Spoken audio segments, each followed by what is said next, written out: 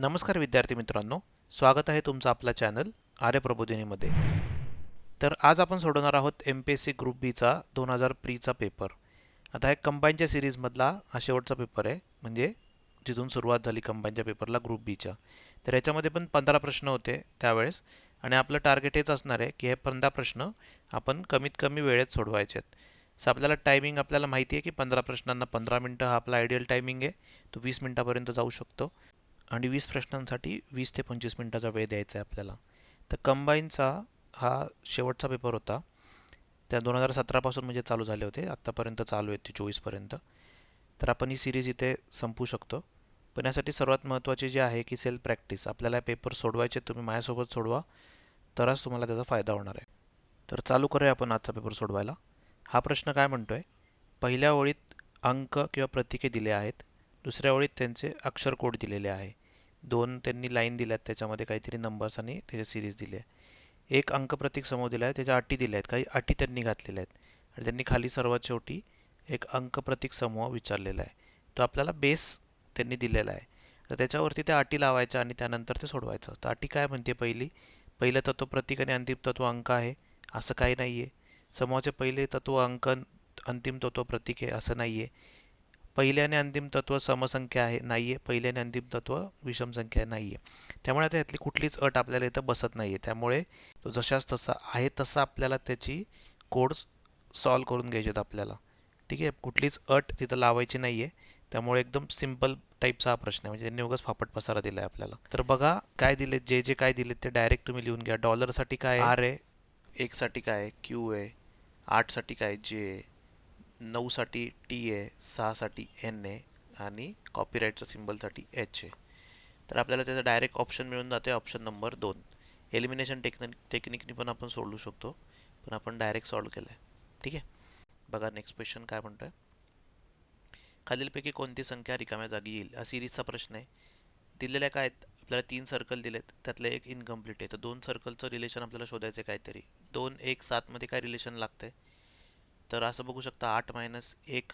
8 म्हणजे काय, 2 cube minus 1 म्हणजे 8 मायनस 1 7. सो तसंच 3, 1 आणि 26 मध्ये सेम रिलेशन आहे, 27 मायनस 1. तर सेम रिलेशन काय लागते, 3 क्यूब मायनस 1. तो सेम आपल्याला समजलं की दोन्हीमध्ये सेम लॉजिक आहे. तर तिसरंवालं लॉजिक बघा, 4 1 4 क्यूब मायनस 1. तर काय येणार आहे, 4 चौक 16 चौक 64 minus 1 63. Option number 2. Next question बघा, हा पण एक सिरीजचाच प्रश्न आहे. त्याच्यामध्ये काय दिलेत त्यांनी, रिक्त जागी योग्य पर्याय निवडायचा आहे. तर त्यामध्ये काय काय आहे, 4 9 17 35 आणि 139. आता काय दिसतंय, 4 दुने 8 अधिक 1 9, 9 दुने 18 वजा 1 17, 17 दुने 34 अधिक 1 35. तर तिसरं काय येणार रिकाम्या जागी, 35 दुने 70 मायनस 1 69. त्याचं पुढची स्टेप बघा बरोबर येते का, 69 इंटू 2 प्लस 1 म्हणजे 138 प्लस 1 139. जुळलेलं आहे, 100% आपला ऑप्शन नंबर 1 आहे. पुढचा प्रश्न बघा, हा प्रश्न काय म्हणतोय, एका वर्तुळातील विशिष्ट नियमानुसार भरले आहेत. परत त्यांनी 4 सर्कल दिलेत, त्यामध्ये 3 सर्कल कंप्लीट आहेत आणि 1 सर्कल इनकम्प्लीट आहे. त्यांचं रिलेशन बघा एकमेकांबरोबर, संख्या लिहून घ्या, 129 3 128. तर 129चं काय आहे, मगासारखाच लॉजिक आहे सेम. 8 प्लस 1 9 म्हणजे 2⁻³ प्लस 1. 28 पण परत 27 अधिक 1 म्हणजे 3चा क्यूब प्लस 1. 5 पण सेम आहे, 5चा क्यूब प्लस 1 125 प्लस 1 126. तर इथे पण सेम लॉजिक लागणार आहे. पण इथं काय आलं ऑप्शन, आता सगळीकडे 1 1 दिलं होतं त्यामुळे आपण डायरेक्ट 1नीच करत होतो. पण 1 म्हणजेच 1 क्यूबसुद्धा आहे. ठीक आहे, सो आपण दोन्ही संख्यांचं क्यूब घ्यायला पाहिजे. तर 2 cube plus 3 cube is equal to 8 प्लस 27. आला काय ऑप्शन 35, ऑप्शन नंबर 4. पुढचा प्रश्न परत एक सिरीजचाच प्रश्न आहे.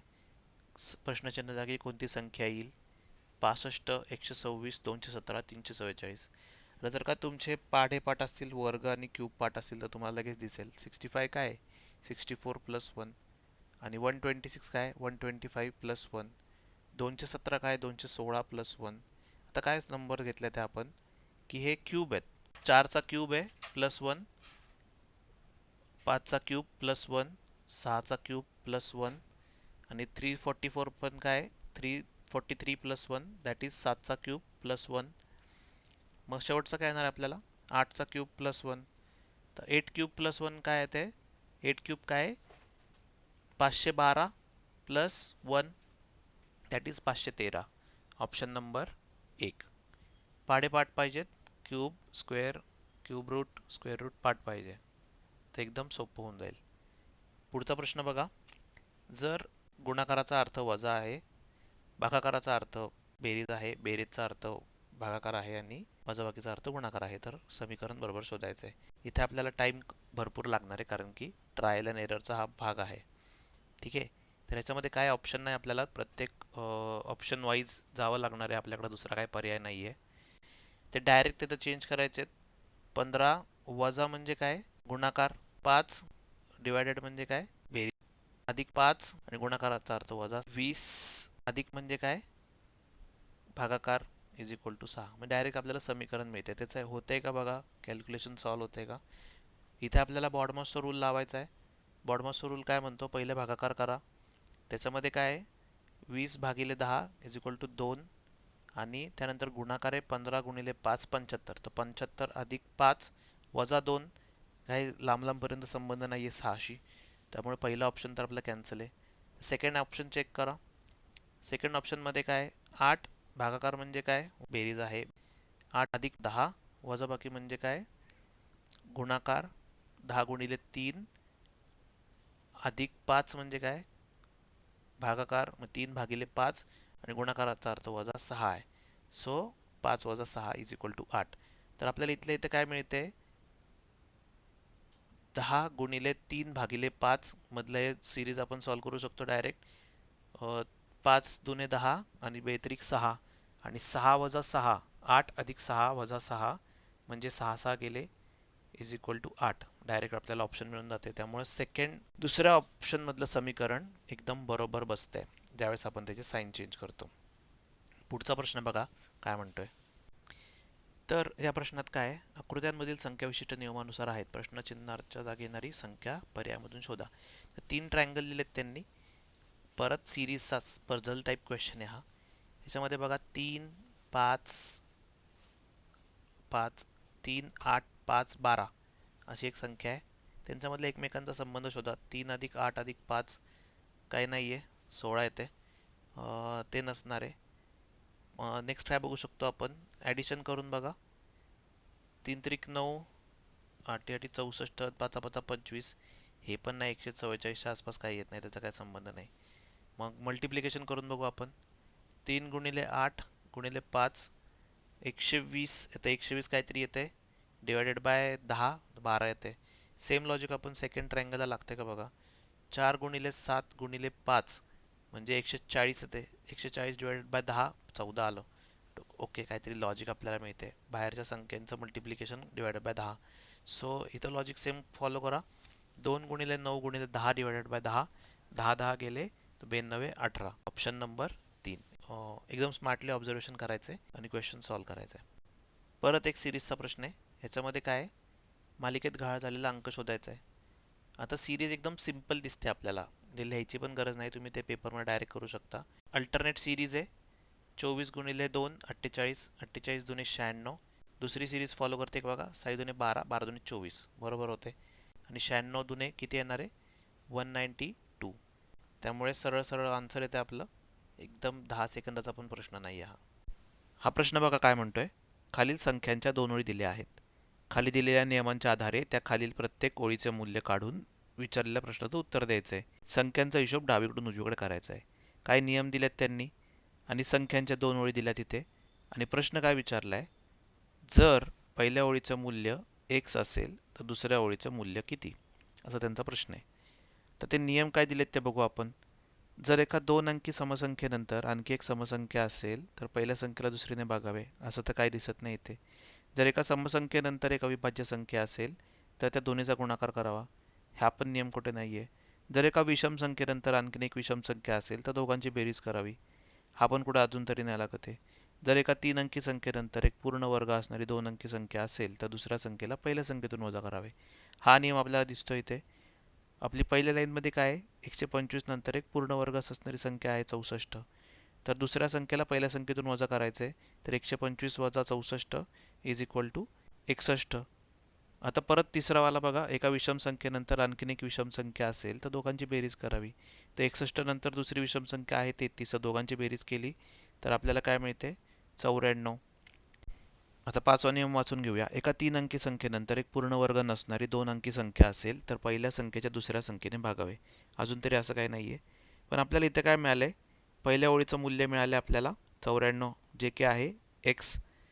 तर आपल्याला दुसरी लाईन काय मिळते, 282, 94 आणि 39. आता लावा पाचवा नियम. जर एका 3 अंकी संख्येनंतर पूर्ण वर्ग नसणारी 2 अंकी संख्या असेल तर पहिल्या संख्येला दुसऱ्या संख्येने भागावे. तर 282 नंतर पूर्ण वर्ग नसणारी 94 आहे, तर 282 डिवायडेड बाय 94 आपण करू शकतो. त्याची काय व्हॅल्यू येते, 94 गुणिले 3, 3नी भाग जातोय त्याला. ठीक आहे. तर जेव्हा 3नी भाग जाईल तेव्हा पुढं काय करायचं आपल्याला, तर आपल्याला परत नियम नंबर 3 वापरू शकतो आपण. जर एका विषम संख्येनंतर आणखीन एक विषम संख्या असेल तर दोघांची बेरीज करावी. सो 3 अधिक 39 42, ऑप्शन नंबर 2. जरासा कन्फ्युजिंग वाटणारा प्रश्न आहे, जास्त वेळ जाऊ शकतो या प्रश्नाला, पण एकदा जरा डोकं शांत ठेवून प्रश्न सॉल्व केला तर होऊ शकतो. तर ह्या प्रश्नात काय आहे, त्यांनी काही प्रतीकं दिली आहेत, त्याचा पुढील प्रमाणे वापर करण्यात आलेला आहे. तर प्रतीकांचा अर्थ लिहून घ्यायचा आपल्याला. पी कॉपीराइट्स क्यूचा अर्थ आहे पी क्यूपेक्षा लहान नाही, म्हणजे P is greater than or equal to Q. Sign फक्त साईडला लिहून घ्यायच्यात आपल्याला. पी स्टार क्यूचा अर्थ आहे पी क्यूपेक्षा मोठा नाही, क्यूपेक्षा लहान नाही, म्हणजे P is equal to Q. P at the rate क्यूचा अर्थ असा आहे पी क्यूपेक्षा मोठा नाही आणि क्यू एवढा नाही, म्हणजे पी क्यूपेक्षा लहान आहे. ठीक आहे. आणि पी डॉलर क्यूचा अर्थ आहे पी क्यूपेक्षा मोठा नाही. So P is smaller than or equal to Q. सर्व चिन्हांचं आपल्याला मूल्य मिळालेले आहे. हॅश क्यूचा अर्थ आहे पी क्यूपेक्षा लहान नाही आणि क्यू एवढा नाही. सो तर आता खालील 3 विधानं दिली आहेत आणि त्या विधानांवरून 3 निष्कर्ष दिले आहेत. तर विधानं काय देतात, एच स्टार एम, स्टार म्हणजे काय, equal to M, M at the rate T, at the rate म्हणजे काय, इज स्मॉलर दॅन टी, आणि टी डॉलर के म्हणजे काय, is smaller than equal to K. आपल्याला सरळ सरळ एक इक्वेशन मिळाले आणि ते वन साईड फ्लो होतं आहे. तर के हॅश एम म्हणजे काय, के इज ग्रेटर दॅन एम, बरोबर आहे का, बरोबर आहे. टी हॅश एम म्हणजे T is greater than H, बरोबर आहे का, बरोबर आहे. आणि एच ॲट द रेट के म्हणजे काय, एच इज स्मॉलर दॅन के, बरोबर आहे का, ते पण बरोबर आहे. त्यामुळे आपले तीनही निष्कर्ष बरोबर आहेत, ऑप्शन नंबर 4. पुढचा प्रश्न बघा. या समीकरणातील दोन चिन्हांच्या अदलाबदलीमुळे दिलेले समीकरण बरोबर होईल. ज्या चिन्हांच्या अदलाबदलीमुळे दिलेले समीकरण बरोबर होईल असा पर्याय निवडा. परत एक बॉडमासचा प्रश्न आहे, त्याच्यामध्ये आपल्याला ट्रायल अँड एररनीच हे प्रश्न सोडवायचा आहे. थोडासा वेळ खावा असू शकतो, पण पर्याय नाही आपल्याकडे. पहिलं ऑप्शन बघा, गुणाकार आणि बेरीज. तर डायरेक्ट अदलाबदल करून लिहूया. 2 गुणिले 3 प्लस 2 प्लस 3, 3 गुणिले 6 वजा 12 भागिले 4 इज इक्वल टू 17. परत बॉडमास्टर रूल लावा, 12 भागिले 4 3 आणि 3 गुणिले 6 18. सो 2 प्लस 18 वजा 3 इज इक्वल टू 17, बरोबर आहे का, yes. 18 minus 1 is equal to 17. पहिलंच ऑप्शन बरोबर आहे, आपला वेळ वाचतोय. पुढचा प्रश्न बघा. वेगवेगळ्या नियमांचा अवलंब करणाऱ्या 4 अक्षर मालिका दिलेल्या आहेत आणि खालील एक पद दिले आहे, त्या पद मालिकेचे आहे ती मालिका शोधा. पद आहे एम एम एन. आता हा पण अनफॉर्च्युनेट ट्रायल अँड एररचाच प्रश्न आहे. याच्यात लिहून घ्या, A Z Y, P Y X, C X W आणि डी डब्ल्यू व्ही. आता तुम्ही बघितलं तर ए झेड काय, अपोजिट अल्फाबेट्स आहेत, आपण ज्या स्टाईलनी लिहितो तसे. मागचे व्हिडिओ बघितले असतील तर मी तुम्हाला सांगितले की कसे लिहायचे आपल्याला अल्फाबेट्स. थोडासा वेळ लागेल, पण आपल्याला माहिती पाहिजे की आपल्याला लिहायचेत कसे अल्फाबेट्स. तर अशी सिरीज आपण लिहून घ्यायची आहे, ए टू एम आणि त्यानंतर एन टू झेड. ठीक आहे. त्याच्यामधले आपण जरी सुरुवातीचे 3 तुम्हाला माहिती असतील, म्हणजे ए बी सी, आणि शेवटचे 3 तुम्हाला माहिती असतील, एक्स वाय झेड, तरी आपल्याला हा क्वेश्चन सॉल्व्ह होण्यासारखा आहे. इथे आता ए आणि झेड अपोजिट आहेत, झेडच्या आधी वाय येतं. पी आणि वाय अपोजिट आहेत, वायच्या आधी एक्स येतं. सी आणि एक्स अपोजिट आहेत, एक्सच्या आधी डब्ल्यू येतं. सेम एम आणि एन अपोजिट आहेत, एनच्या आधी एम येतं. पण हा पर्याय नाही आहे आपला. एमचा अपोजिट आहे एन, त्यामुळे हे वालं पद तर येणार नाही. ठीक आहे. त्यानंतर दुसरं बघा, झेड एक्स ए, परत ते सिमिलर तसंच आहे. झेडच्या आधी झेड आणि ए अपोजिट सिरीज आहेत, त्याच्यानंतर मधली एक गॅप देऊन एक्स आहे. त्यानंतर वाय आणि बी अपोजिट आहेत, त्याच्यामध्ये एक गॅप देऊन डब्ल्यू आहे. त्यानंतर एक्स आणि सी अपोजिट आहे, त्याच्यामध्ये एक गॅप देऊन व्ही आहे. सेम आपल्याला तिथे एंडला येते एम आणि एन अपोजिट आहेत आणि मध्ये एक गॅप दिल्यानंतर तिथे येते पी, त्यामुळे हा ऑप्शन नाही आहे. ठीक आहे. तिसरं वाला बघा, ए सी झेड. ए सी झेड म्हणजे काय, ए आणि झेड अपोजिट आहेत एकमेकांच्या, मध्ये एक गॅप दिली आहे, त्यामुळे इथे तर तसं सेम येणारच नाही आहे. एम च्या अपोजिट एन येणार आहे आणि मध्ये एक गॅप देऊन ओ येणार आहे, त्यामुळे हा पण ऑप्शन आपला कॅन्सल होतो आहे. लास्टवाला बघा, ए वाय बी काय, ए आणि बीच्या मध्ये बीच्या अपोजिट दिली आहे वाय, त्यानंतर बी आणि सीच्या मध्ये सीचा अपोजिट आहे एक्स, तसंच एम आणि एनच्या मध्ये एनचा अपोजिट आहे एम. हा वाला ऑप्शन आपल्याला परफेक्ट बसतोय, त्यामुळे आपल्याला ऑप्शन नंबर 4 मिळून जातोय. ठीक आहे. पुढचा वाला प्रश्न बघा काय म्हणतोय. परत सिरीजचा प्रश्न आहे. खालील संख्या मालिकेत प्रश्नचिन्हाच्या जागी कोणती संख्या येईल. 17, 30, 47 आणि 93. एकदम बेसिक प्रश्न आहे. दोघांमधला डिफरन्स काढायचा आपल्याला. 17 अधिक 13 30, 30 अधिक 17 47, आणि समजा तिथं कितीचा डिफरन्स आहे, 4चा डिफरन्स आहे 13 आणि 17मध्ये, तर 17 अधिक 4 21, तो 47 आणि 21 किती येते 68.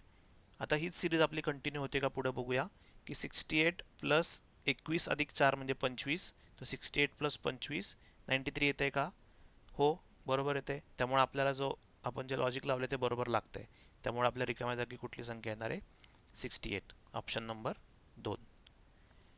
पुढचा प्रश्न बघा. हा प्रश्न काय, एका विशिष्ट सांकेतिक भाषेत याक ले डी म्हणजे स्काय इज ब्लू,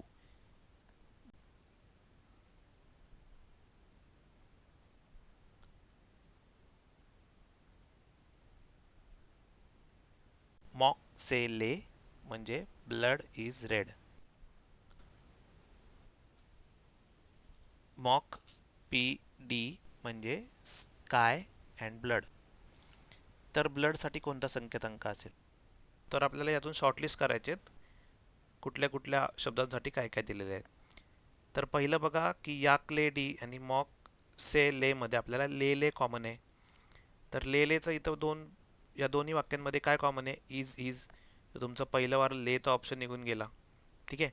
त्यानंतर सेकंड बघा, डी डी पहिल्या आणि थर्ड लाईनमध्ये, त्याच्यामध्ये काय कॉमन आहे, स्काय स्काय, तर तिथे तो ऑप्शन निघून गेला डीचा. त्यानंतर तिसरं बघा, मॉक मॉक सेकंड अँड थर्डमध्ये आहे, त्याच्यामध्ये डायरेक्ट येते आपलं ब्लड.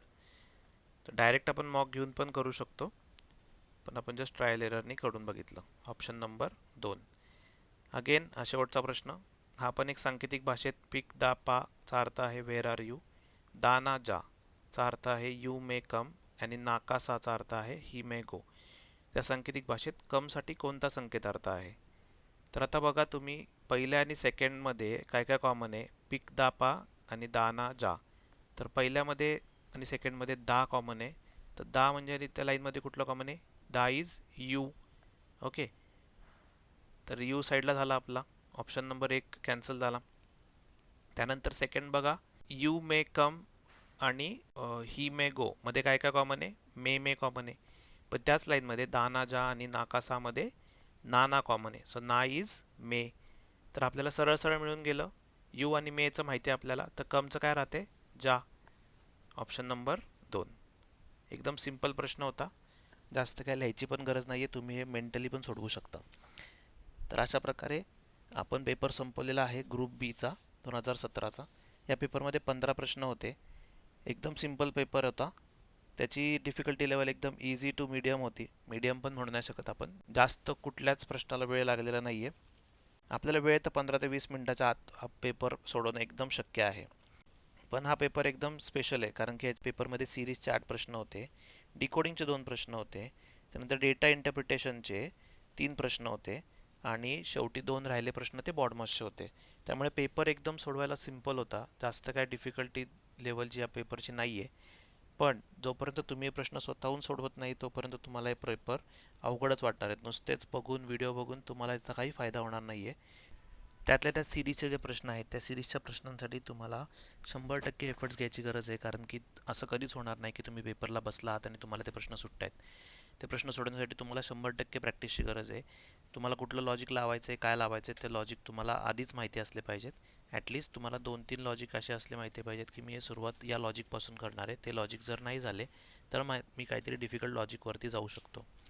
तर तुम्ही प्रश्न सोडवा. प्रश्नांमध्ये काय डाऊट असतील तर नक्की मला कमेंट करून सांगा.